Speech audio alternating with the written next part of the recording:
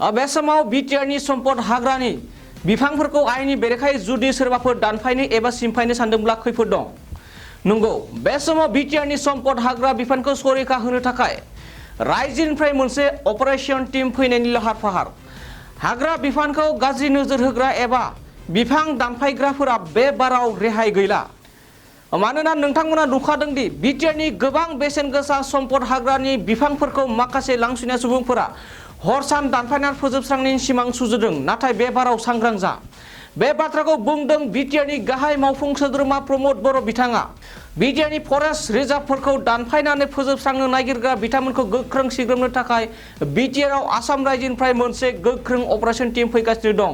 मानोना बिटिआर सरकारा हाजार बुंसेयावबो माखासे दुथां सुबुंफोरा हाग्रानि बेसेन गोसा बिफांफोरखौ हर सान दानख'नाय सिमां सुजुनाया जोबाखै। बेखायनो बिटिआरनि गाहाय मावफुं सोद्रोमा प्रमद बर' बिथाङा हाग्रा सिमफायग्रा बिफां दानफायग्रा दुथांफोरनि सायाव गोख्रों बुंथि। फै जों मिथिना लानि बेनि बेलायाव मा बुङो बिटिआरनि गाहाय मावफुं सोद्रोमा प्रमद बर' बिथाङा।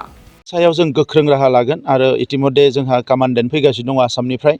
दिनैनिफ्रायनो बिनि माखासे अपारेशना सोलिगोन आरो फैगौ 6 अक्ट'निफ्राय जोङो बेवहाय मोनसे गोख्रों माखासे बेबस्था लागोन आरो सोरबा जुदि बेवहाय मानियाब्ला बिथांमोना आयेननि साजा मोननांगोन। ओंखायनो आं खावलायदों जायफोर बेबायदि गाज्रि खामानियाव माने नांथाबनानै दङ बिथांमोना बिनिफ्राय गोजानाव थानांगोन, आं बेखौ खावलायदों।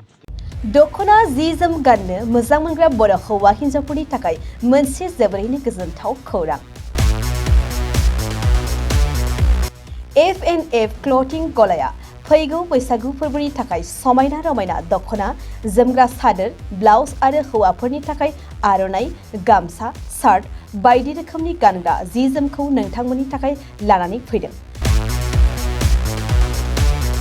बेजों लोगोसेनो बर'नि जुलियाव नांगौ जानाय हौवा हिन्जाव गोदाननि गासै गानग्रा जोमग्राफोरखौबो बे गलायाव मोनगोन। गसाइगाव टाउनजों नांजाबनाय राजापारानि गार्लस स्कुलनि अपोजिटआव थानाय F&F क्लथिं गलायाव बर'नि गाब गोनां समायना रमायना ड्रेसफोरखौ गोसोनि लुबैनाय बायदि मोननो हागोन।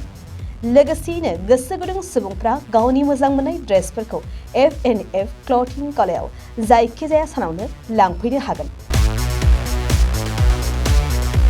नोंथांमोना F&F क्लथिं गलायाव जि जोम, आर'नाइ आरो गानग्रा ड्रेसफोरखौ लांफैनोब्ला नैबे मबाइल नम्बर 8472858324 आव थोंजों खौरां लाहरनो हागोन।